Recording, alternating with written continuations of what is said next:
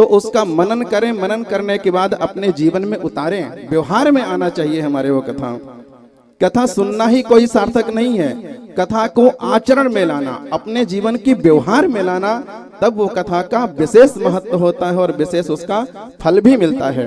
नहीं तो कथा सुनते सुनते तो जीवन निकल जाएगा, लेकिन अगर आचरण में व्यवहार में नहीं आया तो हमारे जीवन का परिवर्तन कभी नहीं हो सकता है। ये आप पक्का कर लो। तो पक्का करने के लिए आचरण में लाना जरूरी है। और सबसे बड़ी बात, इस समय सनातन धर्म पर बहुत कुठाराघात हो रहा है विधर्मियों के द्वारा। इसलिए ये बहुत बड़ी बात है कि हम अपने मन को इतना पक्का करके रखें कि अपने सनातन धर्म के प्रति, संतों के प्रति, विप्रों के प्रति अपने जीवन को इस प्रकार से बनाएं कि कहीं भी कोई विधर्मी अगर हमारे धर्म पर आक्रमण करने आए तो उसका हम प्रतिकार करें, एक होकर के सनातन धर्म की रखाव करें, उसका बचाव करें।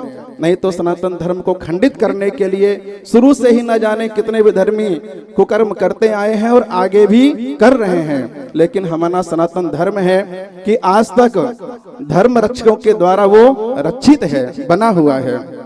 इसलिए मैं कहता हूँ, ईश्वर के जानने जैसा कोई मर्म नहीं, परोपकार के जैसा कोई कर्म नहीं। दुनिया में धर्म हजारों हैं पर सनातन धर्म जैसा कोई धर्म नहीं। हमारा यह सनातन धर्म बहुत बेजोड़ है, बहुत सुव्यवस्थित है और उस सनातन धर्म में हम लोगों ने जन्म लिया है, इस बात का हमें गौरव होना चाहिए। तो हम सनातन धर्म में, और सनातन धर्म की महानता देखो, ऋषियों की कितनी बड़ी कृपा है कि रामायण जैसे ग्रंथ, भागवत जैसे ग्रंथ, अन्य 18 पुराण और 108 उपनिषद हैं, अन्य शास्त्र हैं, हमको सन्मार्ग पर चलाने के लिए, सत्कर्म को प्रेरित करने के लिए कितने कितने कृपा किए हैं। इन आशीर्वाद के स्वरूप में हम सबको समय समय पर मिलते रहते हैं। इसलिए हम अपने सनातन धर्म की रक्षा में सदैव अग्रसर रहें और सदैव एक रहें, एक मन से रहें। और कोई ऐसे महाराज जी के द्वारा जब कथा सुनने को मिले तो उसका सदैव हम पान करते रहें। इसी में हमारे जीवन की महिमा है और हमारा जीवन भी सफल इसी में होगा। और अपने से बड़ों का सदैव हम आदर करें।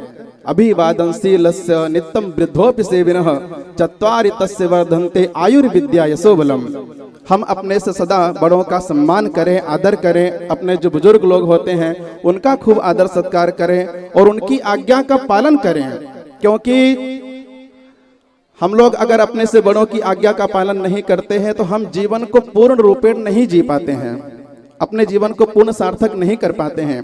क्योंकि मनमाना जीवन चाहे मानव का हो और चाहे जानवर का हो, दोनों ही गलत राह पर ले जाता है।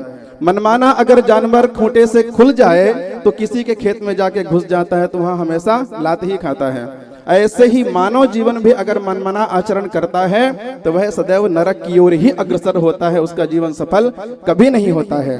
इसलिए अपने से बड़ों की आज्ञा में रहें, सदैव उनका आदर सत्कार करें। और जो बालक बालिकाएं हैं सदा अपने माता पिता की आज्ञा का पालन करें। आज बहुत बड़ा ये ऐसी बात हो रही है कि इस समय के नादान बालक बालिकाएं अपने माता पिता, अपने बड़ों का आदर तो करते ही नहीं हैं, लगभग अगर होता है तो अपमान ही करते हैं, बड़ों की बात मानते ही नहीं हैं, जिससे जीवन में उच्छृंखलता बढ़ती जा रही है।